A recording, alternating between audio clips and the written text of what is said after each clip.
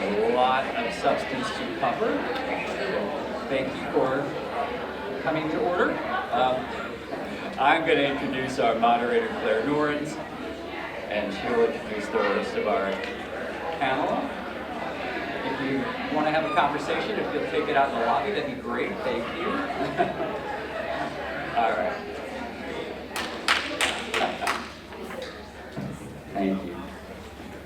Please welcome Clare Norins is the clinical associate professor at the UGA School of Law, where she directs the law school's First Amendment clinic, representing clients in state and federal cases that defend and advance expressive freedoms. Her scholarship has been published in journals including the University of Pennsylvania, Journal of Constitutional Law, and others. Before taking this position, she served as the assistant director of the UGA Equal Opportunity Office. She worked in civil rights enforcement in the New York Attorney General's office, and did plaintiff's litigation for the Beldock Levine Hoffman firm. And so she's got brings a very diverse background and skill set to this work. And thank you for being here, Clare Norins.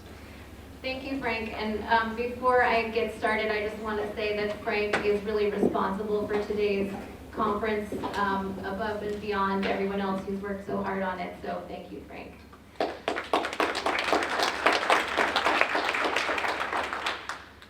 So public records requests are on the rise, and even Freedom of Information advocates have noticed the increase and are concerned that it could lead to restrictions on access to public records for everyone. Some of the requests are coming from what we call vexatious requesters, people or bots who are spitting out hundreds or thousands of requests at a clip, seemingly designed to clog up the system. But many, even of the voluminous requests, are legitimate inquiries from people who genuinely want the records for personal or public interest reasons. So we're seeing a variety of ways that agencies are trying to manage high volume records requests. Examples include charging high prices for research and production, imposing state residency requirements on who can make requests, or increasing already long wait times to get the records. Legislators are also sometimes trying to get involved to either restrict access or just increase the hurdles for records requesters. For instance, we have a bill pending right now in the Georgia legislature, HB 1223, that would exempt from public disclosure police dash cam and body cam footage showing a person's death. So if this bill passed, it means that video of police killings would no longer be public records. So not exactly a transparency move. But let us not forget that for all the hassle and headache that voluminous records can cause for agencies and municipalities, public records requests more often than not really do serve the public good. So I'm borrowing some data from David Cuillier's excellent recent report, A Request Too Far, which is in your conference materials. But research indicates that public records improve things like drinking water quality, discouraging sex offenders from reoffending, and aiding parents in choosing schools for their children. And these are just a few of the benefits. For every dollar spent on public records journalism, society benefits $287 in saved lives and government efficiencies. That's a staggering return on investment. But the question for our panel today is, how far must the government go to fulfill hundreds or thousands of requests that seem to be designed sometimes to spam the open records officer rather than to actually seek information? And what can be done both on the requester's side of formulating requests and the agency side of responding to requests to balance the need for both transparency and efficiency? So those are just some of the issues that we plan to tackle in our 50 minutes today. So let me start by introducing our esteemed panelists. And for the sake of time, I'm only going to give the top lines of their bios, but if you want to read more about them, please check out our conference materials. So starting with David Cuillier, he is director of the University of Florida's Brechner Freedom of Information Project. He's a former journalist and longtime professor of journalism, and he's testified 3 times before Congress regarding the Federal Freedom of Information Act. Right next to me here is Charles Minshew. He's a senior editor for data journalism at the Atlanta Journal-Constitution. He was previously Director of Data Services for Investigative Reporters and Editors, which is the world's largest organization for investigative reporting. He works with interactive maps and timelines, and that was a major part of the Denver Post Pulitzer Prize for breaking news reporting in 2013. And he is a graduate of Georgia Southern University and the Missouri School of Journalism. And we are very pleased to be joined by Jessica O'Connor. She's an attorney and has been the Griffin City Manager since April of 2021. Okay. And she has been employed in local government since 2016. She's a graduate of Auburn University and the Cumberland School of Law at Samford University. She is the current chair of the local government section of the State Bar of Georgia, and she was named one of Georgia Trend Magazine's 40 Under 40 for 2020. And last but not least, Cindy Wang is the General Counsel and Ethics Officer of the Georgia Department of Juvenile Justice. She oversees DJJ's records production, as well as responding to all of the Georgia Open Records Act requests that the agency receives. She started her career in Athens as an Assistant Solicitor General, and then she also worked for the Georgia State Public Defender Agency as its Chief Legal Counsel and Legislative Liaison. She sits on many committees and boards, too many to name, relating to children and the courts, and she is a Georgia State and UGA Law School graduate. So we are so happy to have all of you with us this morning.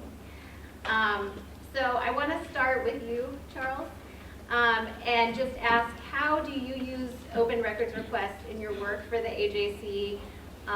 And tell us a little bit about how you've been using AI to improve your requests. Yeah, well, first of all, if you work with a state or local agency, you might have heard from me with a records request. I can guarantee you that if I'm asking you for something, I'm asking other people for something too. It's not just you. And if you haven't heard from me yet, you might. So as the senior editor for data at the AJC, a lot of the stuff that I'm asking for is not your typical request for a document. It might be, I'm requesting your email metadata. I know a lot of folks are using tools like Microsoft Purview to review things for legal production in other cases, but it's great for open records requests too. So for me, I'm not going to ask you, hey, can I get those 1,000 emails that were sent in the past year? I might ask you for the 1,000 rows of metadata about the email, and then I can go pick and choose what I need to get from you. So it makes it a little bit easier from a redaction standpoint, hopefully, from a time that you spend, putting these records together for us. So a lot of the work that I do is with the investigative team at the AJC. And people see investigative team and they're scared. And I'm like, don't be scared. We're just looking for records. And we,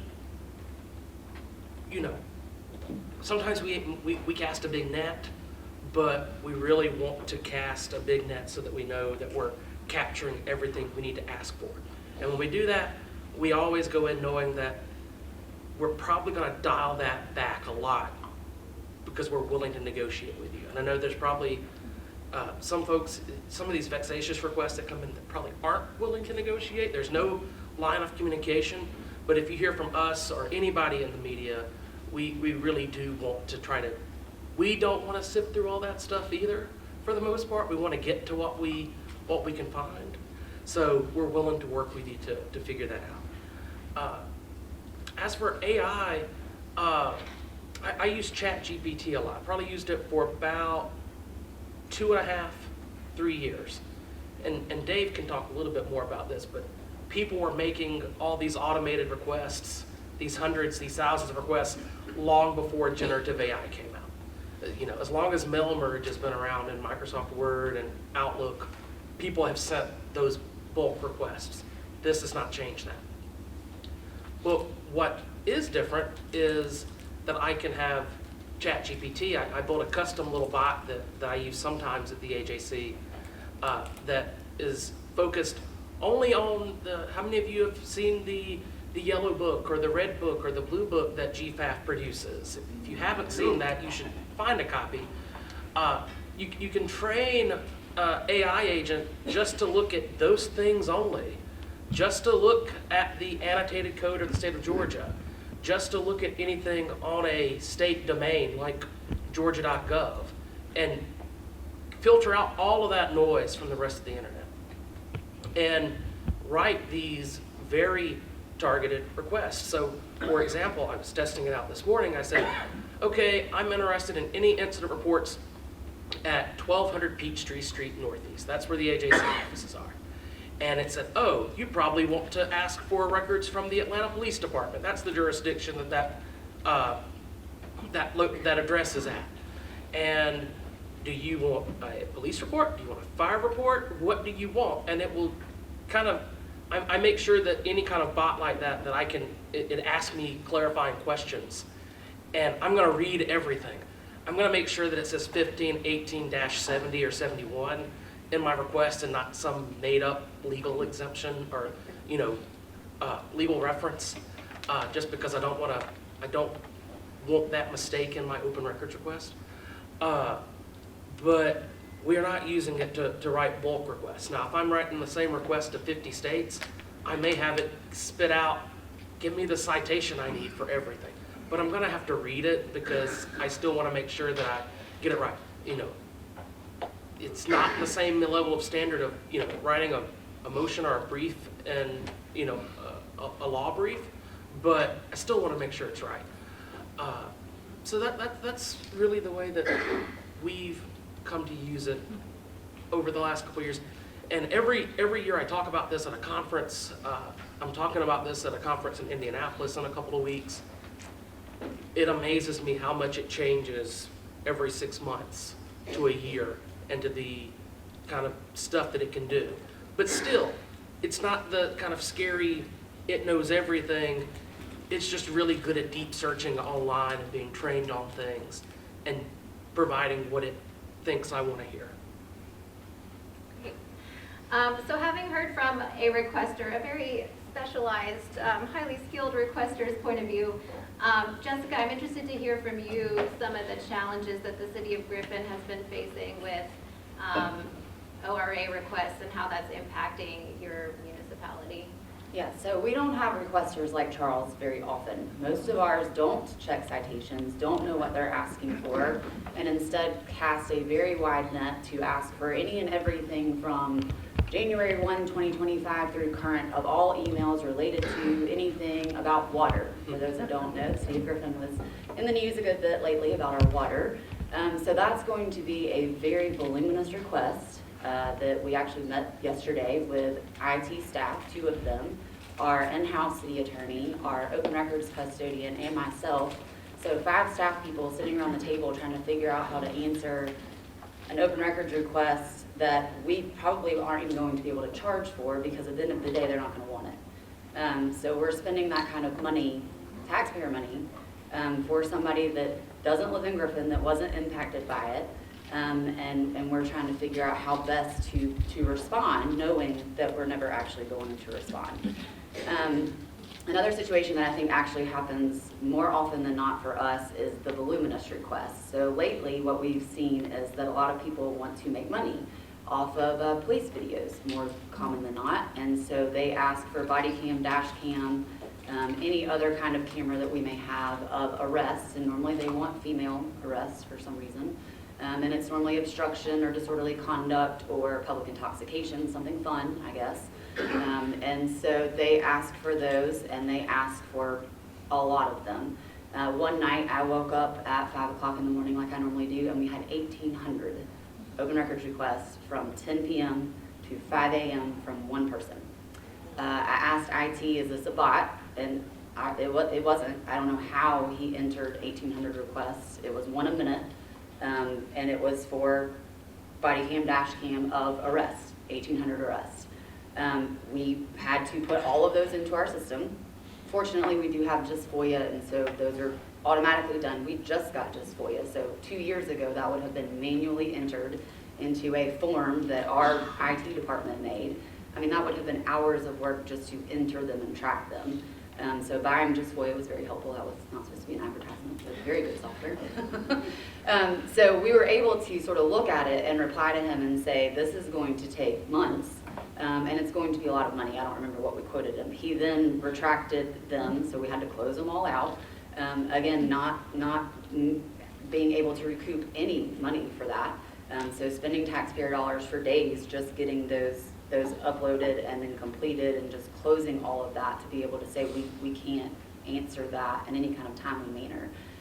So in the midst of those, we will get a request from the AJC, and actually Emma Hurt was one that asked for water documents in the midst of this same guy who asked for 30 more body cam, dash cam, police cam videos, and I can't get to hers, which is a legitimate public health concern that needs to be answered quickly because it's about water and public consumption of water. But we are not going to be able to answer it until we answer his, and that might be a couple weeks, and I don't even know that it's worth it anymore. So how do you manage, is it you tell him, no, this is more important. The law doesn't say that you can do that. So I'm not really sure at this point how we sort of correct that, fix that. Is it something Georgia law doesn't allow us to define media? It doesn't allow us to say, well, you don't live here, and I get that, that's fine. But at what point does that become more of a burden on the taxpayer than it does a help? And there's nothing in the law that allows the city to go to court and say, we want an injunction against this person, because at this point, we can't actually do what the law intended. And we can't do that. The law doesn't allow for that. It only allows the requester to do that to us, which has happened, and we've talked with the AG a few times, but most of the time we've done it correctly. And so we feel like we do a very good job, and we actually feel like there are times that we get asked more open records requests than others because we answer them. And so they know, hey, we can get videos from them. We don't care that they're Griffin, Georgia. We care that they answer them. This guy's in Jacksonville, Florida. He's probably never been to Griffin. He probably doesn't know anything about Griffin, but he knows he's actually going to get the videos, and so he can post them on YouTube and he can make money. And so he asks us because he knows we're going to do that. So at what point is that a burden to our citizens rather than a help is the question that I always have.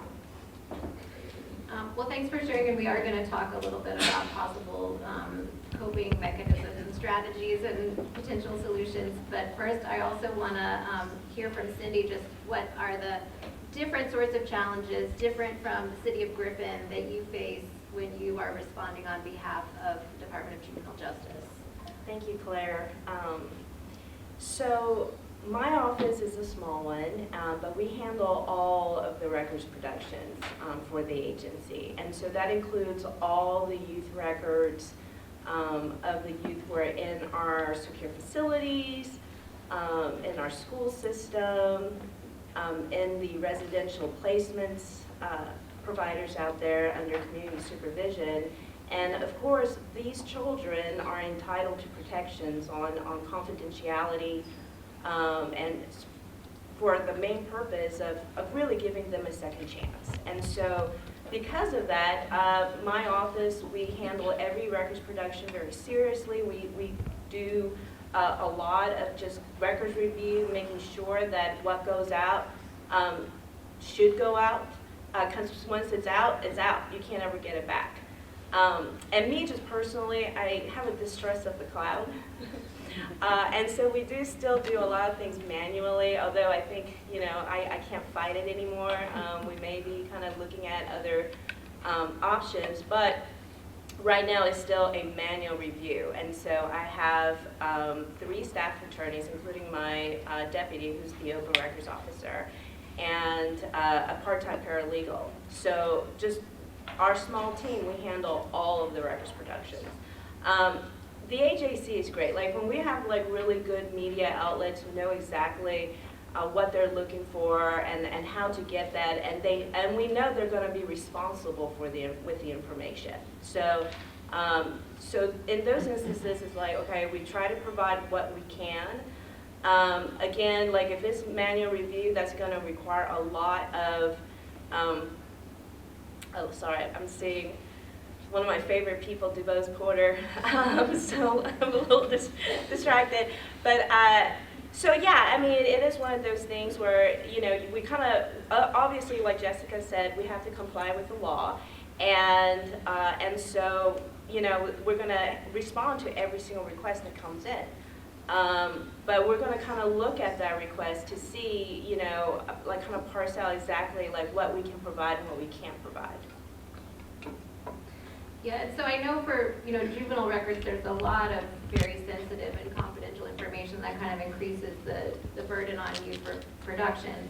And so Charles, I was wondering if you have any response to that in terms of how the requester can help to reduce some of those security concerns on the front end to reduce burden. Yeah, I got a couple examples. I won't name agencies, but I made a request for some records to a state agency a couple years ago, maybe a year ago, and they sent me everything, and they did not redact the social security numbers at all from the file. And I emailed back, and I said, can you give me a call? You know, because I don't want to create a record saying, hey, you left social security numbers in here, because someone else is going to find that. And the guy handling the request was so frustrated. He's like, we gave you what you want, what do you need? And I was like, I'm trying to help you out, that you violated the law unwittingly. I want to make sure you know that. Another case is, just a couple weeks ago, we asked for some personnel records from an agency, for somebody like John Smith. And we got John Smith's personnel record, and it was the entirely wrong John Smith. And the agency was like, oh no, we gave you the wrong thing, can you just destroy that? And in that case, we did, because we are responsible, it had no news value whatsoever, destroy it. But whenever we're asking for data and things like that, and this probably gets better to the security question, people are afraid that we are going to somehow hack into their database or hack into their system. And we never need a password. We never need anything. We are asking you to produce information from a SQL database or from some other kind of, text-heavy database that just, we don't have the keys. We just have the results from the table. So we're very mindful of that. And usually what I'll offer to some agencies, and have done this recently, is say, hey, I'll come on background, let's meet, let's talk to your IT person, because the IT people are never media trained in any way, they don't know. But if we talk to an attorney with an agency and say, hey, we're gonna do this on background, we just wanna see how the system works, we just wanna make sure we're asking you for the right thing, that usually goes a really long way. All right, so Dave,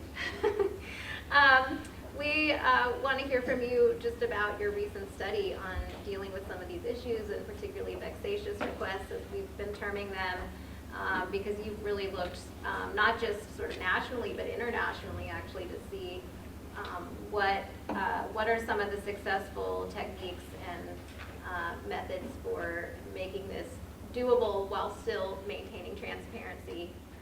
So take it away. Great, and thanks for having me. I appreciate it.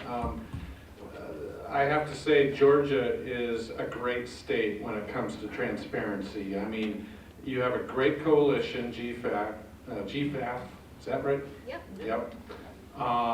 Amazing people. Frank is amazing, my predecessor at the Brechner F.O.I project, and Charles, and you're really fortunate, because I look at this nationally, and not every state has what you have. Real quick question, which should help me. How many of you are journalists? Raise your hand. All right, requester types, right? How many are government attorneys? Okay. Other attorneys? Okay. Judges? Wow, what a great mix. I'm missing others, I'm sure. Students and that sort of thing. So it's a great mix. And, this isn't an easy issue. We've been studying this for 2 years now, and I wish I had a simple solution, but there isn't one. And I understand the government side. I was a journalist, but my dad's a city attorney, still practices. He's even older than me. And so I understand the other side of the counter, and it is getting worse, without a doubt. And in particular, it became really bad starting in August of 2022. If you recall, the pillow guy encouraging mega followers to all submit public records requests of election offices around the country to get evidence of the steal. And we saw requests spike all across the country. And they recited, I mean, they went down a little bit afterward, although not always. But this has been an issue going on long before that. And technology is kind of amplifying it. So we have other folks who are getting in the business, mentioned earlier, making money off government records. FOIA Buddy is an outfit that started in Pennsylvania to help people do this. You could submit thousands of requests for pennies and all across the country. And there have been other entities doing this for probably 15 years. So again, not new, not driven by AI. They write scripts and they're able to do this. A lot of folks suspect it's AI, but it isn't in most cases, but still an issue. So, so we've done studies and we've looked globally. In the UK, they've tackled this long before we have. They have legislation that actually allows agencies to ignore vexatious requests. What they found is it's fairly rare in the UK. These requests traditionally have been pretty rare, and there's a QR code to a study about that. But when they get them, they're a burden. And they could be really harsh, just like the ones you encountered, right? Sucking up a lot of time. And we're seeing more and more of this. And in fact, one of our surveys of UK folks last year showed that a third thought these requests are being sent by AI folks. This week, recent data came out, now 69% of officials are detecting or thinking they see AI-driven bots. And we also have a survey going out to US government officials as well, and we're seeing similar numbers. So obviously this is an emerging issue and it's a problem.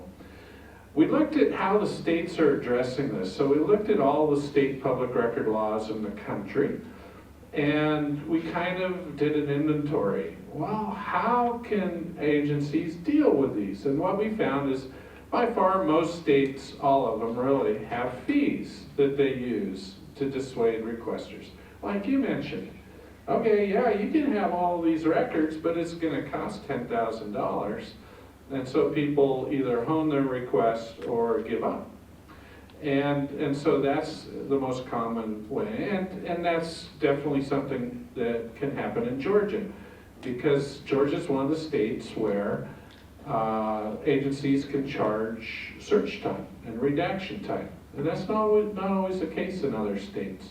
But that allows one remedy. A remedy we don't particularly like, but it's there. Time extensions are sometimes allowed for big requests. Some states have legislative laws that say you can just ignore them if it's vexatious, unduly burdensome. We found 17 different terms for this in the statutes. I love Nevada's. They call them extraordinary requests. So there are different names for it, but it's all pretty much the same. And there are some states where the government can actually fine and ban people for submitting such requests. And in Connecticut, they've labeled 2 people as vexatious requesters and banned them, blackballed them from requests for 1 year. So far, we have not found any fines levied yet, but it's pretty rare. Tennessee has this on the books, Utah. Other states are considering this right now in their legislatures. So we're going to see more of this. The UK allows this, New Zealand, Canada, Australia. It's very rare, and we'll come back to that. We surveyed officials, well, what should be done? What do you think we should do about it? And in the US, the resounding answer is charge them a lot of money. That'll make them go away. And it works. 83% of US government officials we've surveyed fall back on fees. Interestingly, UK, they don't fall back on that as much. There are other solutions, I think, better technology. As you mentioned, you got a new system. It helps, right? It's better than manually handling. And we still find a lot of agencies that have no systems for dealing with public records requests. They do it manually, and they don't even track them, which is not efficient. Educating requesters is a good solution. Strengthening exemptions. These are what government folks typically propose and what shows up in bills.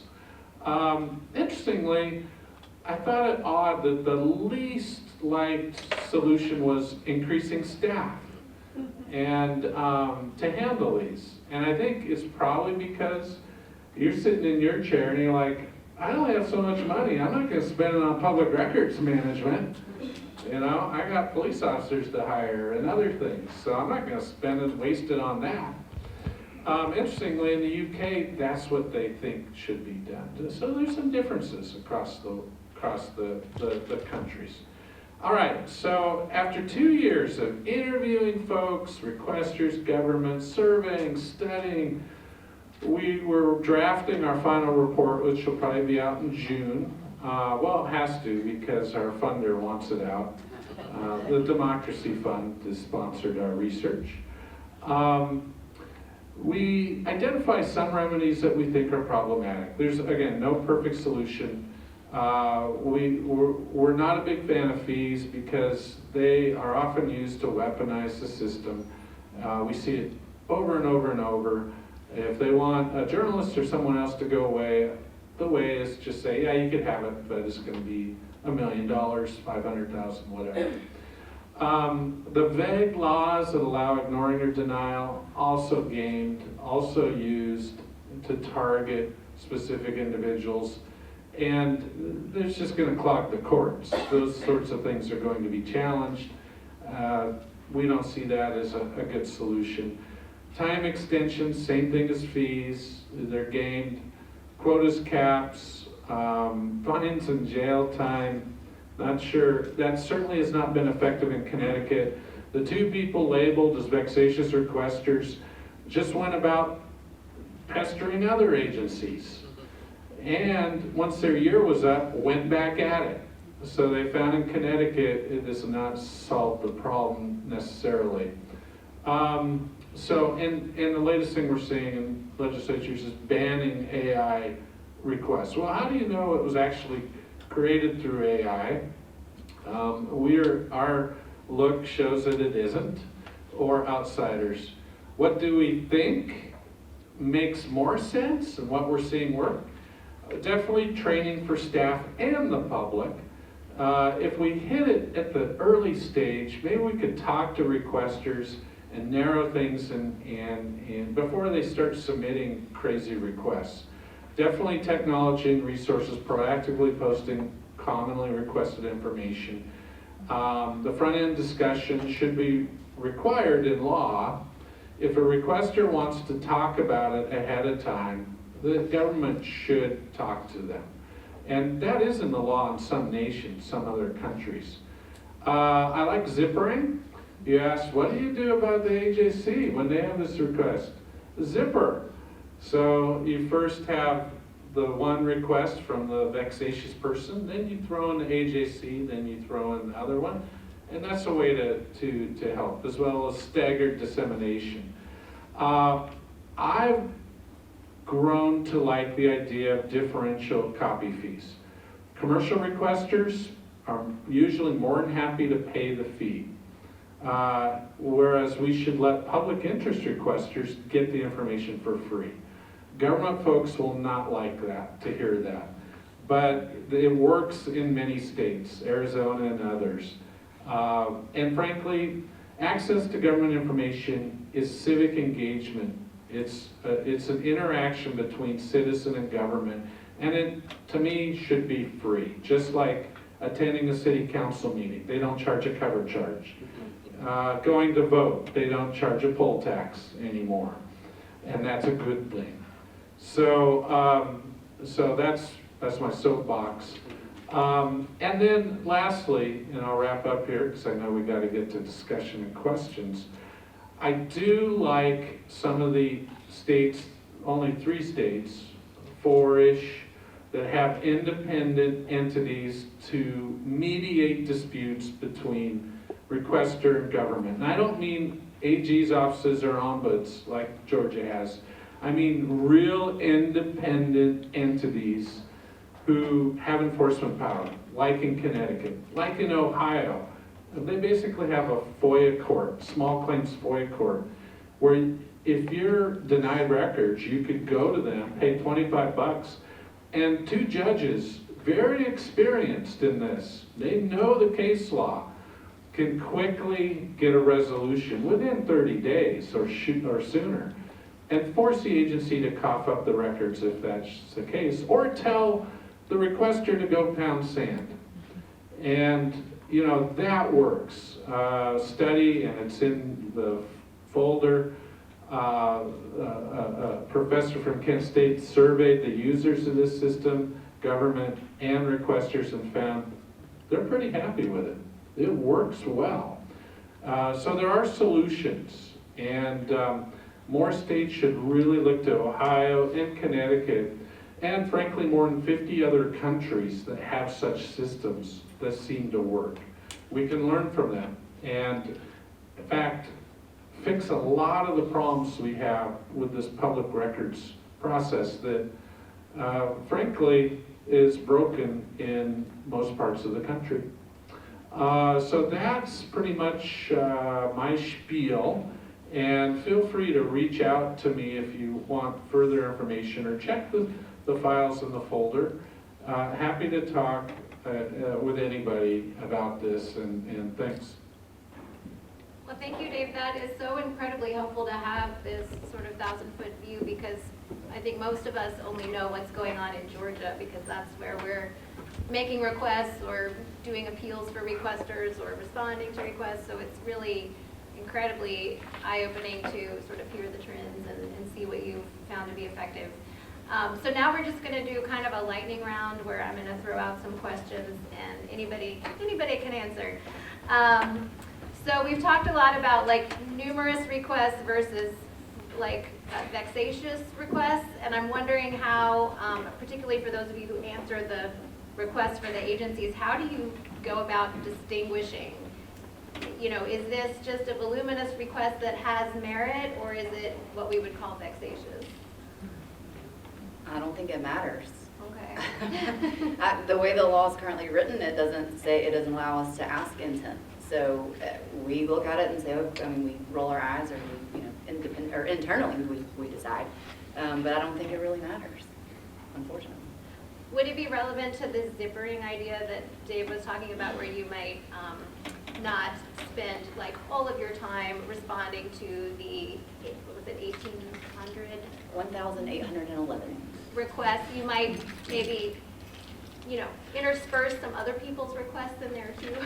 I mean, we try to do that, but I don't know at what point we're going to be told we're being favorable to one over the other, or, you know. So yeah. And I guess too, we get requests at times that aren't always the police department. So we might, you know, send that one to the PD, but then the next one is water, and that goes to water. So they're not having the same type of response time because they only have the one. Mm-hmm. Not lately, but normally. So it can be answered quicker than if you have 300 at PD waiting versus just the one at the water department. Sure. Cindy, do you have any thoughts on that?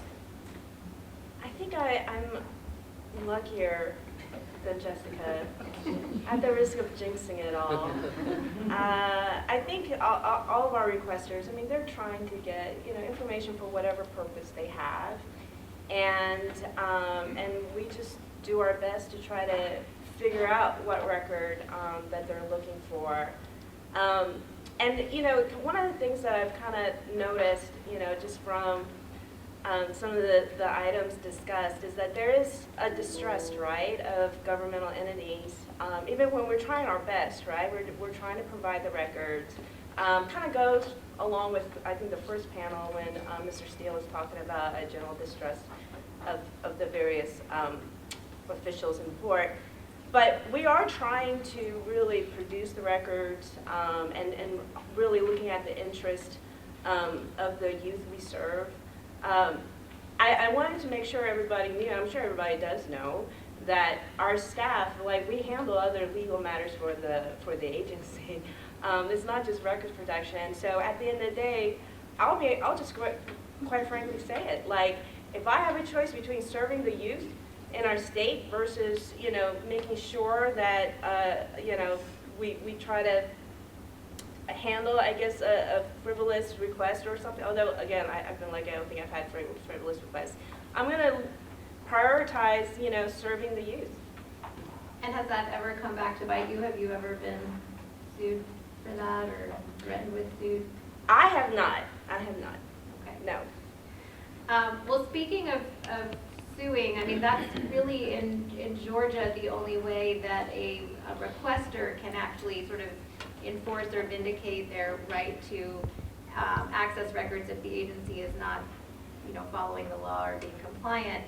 And so I'm curious to hear from both sides, the requester side and the responder side, what we think about the current sort of sanctions that are available under the Open Records Act for non-compliance, because we have civil penalties which are not very high. I think it's what? It's pretty high. Yeah, It's and jail pretty time. It I've feels been in high. jail for See, a this year. is why I'm interested, because I think it's what, $1,000 per violation or something like that. Or a misdemeanor, up to a year in jail. We don't have a lot of money. That's a lot to us. So yeah, I mean, we take open records very seriously, and I think Jessica has definitely conveyed that. I mean, because yeah, I do not like to see my name as a defendant, and either in civil context or criminal, and so yeah, we try to comply. I think that Georgia, now a few years ago, it probably wasn't as, the penalties weren't as severe as they are now, but I mean, they definitely are serious consequences. But what I hear you saying is it's the sort of shame of being sued more so than the money. Well, no, trust me, Yeah. we try to not waste any of the public funds, Sure. so we don't want to do that. Yeah. And Dave, in your study, did you have any observations about sort of the differing levels of either civil or criminal penalties that are available under different states' Open Records Act, and whether that makes a difference in terms of compliance rates? Yeah, that's a good question. I mean, of course, Cindy and Jessica, you wouldn't be here if you didn't care. And I think the majority of custodians share your views here, so kudos to you. But like anything, we have bad journalists, we have bad lawyers, we have bad judges, we have bad custodians. And it's those folks who, for whatever reason, are going to game the system. And that's why we have laws, right? Laws with repercussions. I can't drive back to Gainesville, Florida on 75 at 100 miles per hour as much as I'd like to. But there are repercussions for doing that. And what we see across the country, there aren't really that strong repercussions for violating public record laws. $1,000, okay, that might be serious to some people, but to a lot of government agencies, it isn't, right? Especially state agencies. They're not worried about that.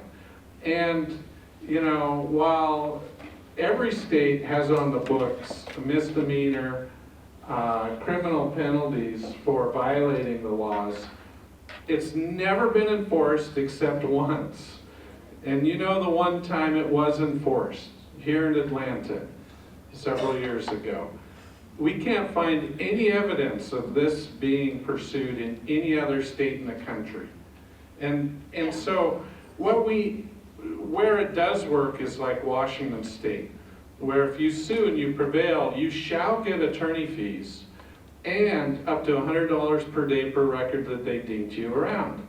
Well, that leads to judgments of $700,000 from the State Patrol last year, hundreds of thousands of dollars from universities, small towns. That hurts. And that's why my dad and many other municipal attorneys in the state of Washington take the law really seriously, because they don't want that.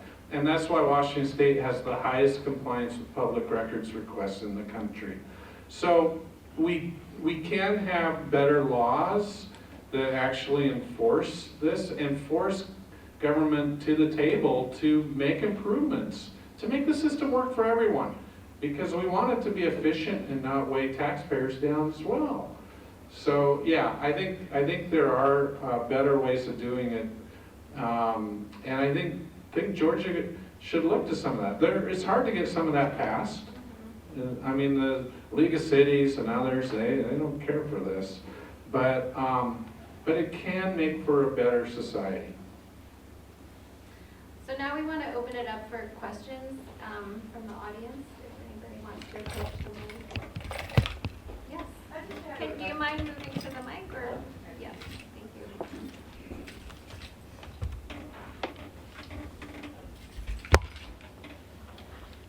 I'm a longtime journalist, and I find that, as Charles said, we often make a request, and then if we're lucky enough to actually get someone on the phone, we narrow it and make it easier. What are the barriers to conversation in advance? I mean, it seems when you get 1,800 requests, that's automatically going to go over the $500 you have to pay in advance thing. Can you respond and say, this is going to cost you at least $500, and let them withdraw it right away? What would help the climate in Georgia to have more conversations up front about these requests? We do. We have a lot of conversations, especially something like that is going to be extensive. We will do that first, which is why he did sort of withdraw that one, I think we can say. But sometimes they don't care. Or I think even more difficult is once the request has been answered, they want to have conversations about what was provided or question the documents, and that is not what the Open Records Act is about. It is not a conversation to question documents. If you want to have a conversation about question documents, then you probably come in and meet with whoever created the document or whatever the document is. So I think it's more after the fact that's the problem for us, but we would love to have the conversation on the front end, so that, and actually, Emma with the AJC said that the request that she made, she didn't make it well because she didn't get what she wanted. And I said, well, just email me, call me tomorrow, and not tomorrow, I'm here, but Monday, and we'll talk about it and figure out what it is you want about the water. So yeah, I would love that every time. And we interact with the requester. My agency really hasn't had to deal with this a lot, but I've heard from other agencies where they are getting a lot of AI-generated requests. And those are a little bit, actually they are a lot harder to interact with, where, they want to stay anonymous, and the agency is trying to clarify, what records they're really seeking, and then it's another like automated response back. It's another automated, and it's like, okay, you're not answering my question. We can't, we could do this all day, right? All week long, and it's just like, we need to get to a point. And I mentioned this before in our call, like my agency, we're very fortunate. We have a great communications director, and he'll work with the media outlets to see exactly what are you looking for.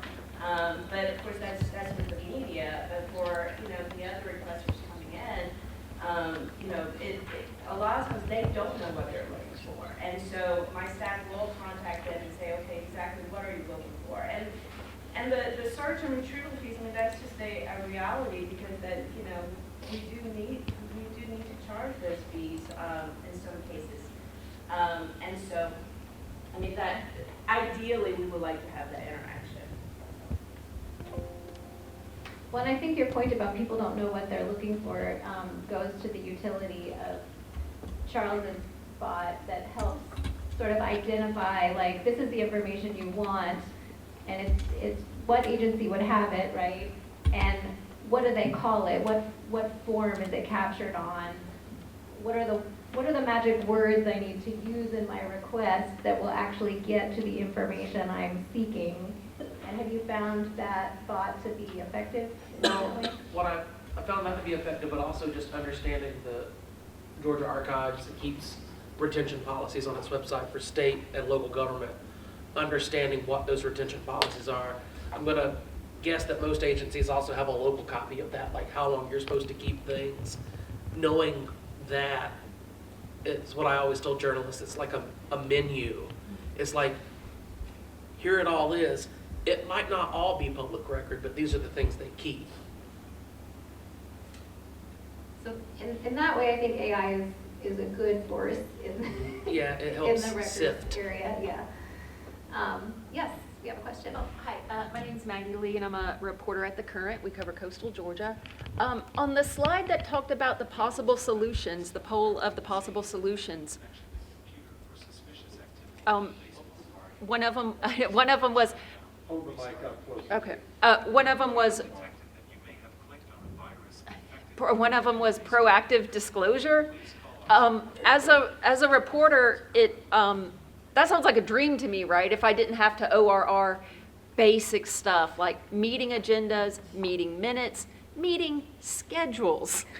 But it wasn't very popular on that poll. Can y'all talk about what are some of the pros and cons of proactive disclosure? Because to me, I would think that would help a lot of the good faith requesters who do just want to see, like, what has the Planning and Zoning Commission been talking about? Something like that. Well, I don't know how people get away with that because we're required to post meeting schedules and notices and minutes and after agendas and all of that and within certain timeframes as well. So that would be a problem if we didn't. But I'll give a real life example of a very recent conversation that I've already discussed with our water issue. We had a lot of social media people saying we're going to file open records requests. And I finally said, you don't have to. As soon as we get the lab results, we will post it on our website where we have been updating you so that we don't have to answer all of those open records requests. And that, I think, probably saved us hundreds of open records requests because we got 3 in and we didn't have the lab results yet and we replied and said we don't have them yet. And when we posted that online, people went and read it, and even then they went on their little discussion pages and said, I can't find it, I don't see it, she lied, she didn't do it. And people self-regulated and said, yes, she did, it's right here, and copied the link. And so it probably we would still be doing that today if we had not done that. So anytime that we can, we're going to, but there's not all that common that we have stuff that everybody wants and everybody's talking about. It's something more specific where we can't really post it publicly. And like Jessica said, I mean, there are certain things that we have to make readily available on our website. Obviously the benefit of that is that it won't take up staff time. Like, just go to the website, it has what you're looking for. And so, I mean, so when Clare asked me to be on the panel, I was like, okay, is it because I did an open records request to a local government, and I was very frustrated because I didn't get the records that I thought should be readily available, and so, you know, Clare just kind of smiled and nodded, but it kind of goes with my distrust of the cloud. I also kind of question a lot of things. And, but yeah, it is frustrating when there are certain things like policies, you know, like those things should be readily available. And so when the agency that you're requesting it is not providing something that you know should be readily available, that's where that distrust kind of comes in. And so that is one of the reasons why we have those things. Everybody knows that should be readily available, that it's on our website, you know, and they can just kind of go to our website and get it. Great. Yes, we have a question from Frank. I wanted to give Dave the chance to have the last word because he came the furthest. There was an item on your slide that I'm interested in, and I want to give you a chance to unpack it a little more because this might be something that Georgia could take a lesson about from other states. Your slide talked about alternative dispute resolution mechanisms like Connecticut has and like some other state has.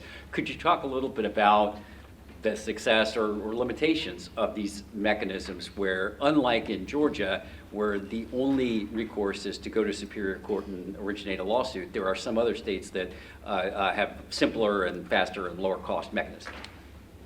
Well, thanks, Frank. And I think I mentioned some of this, but it's the only solution. It works for requesters, it works for the government. We need an independent, it has to be independent.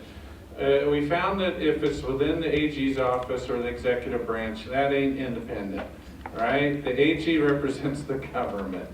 And so, and bless their hearts, I just learned in the South, you're supposed to say that, that, you know, the AG's offices that have mediation programs, some about half the states and in Georgia. But no, it has to be an independent entity that can referee these things and have enforcement power. Again, it works in more than 50 countries, and it works very well. And I think if Georgia wants to do anything that would make a difference to help government and requesters, it's to model what Ohio's doing, or Connecticut. Idaho has a bill in their legislature right now to model what Ohio's doing.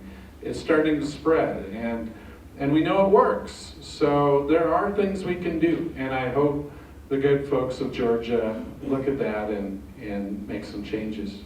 I think you'll be happy. Great. Well, I want to thank our panelists.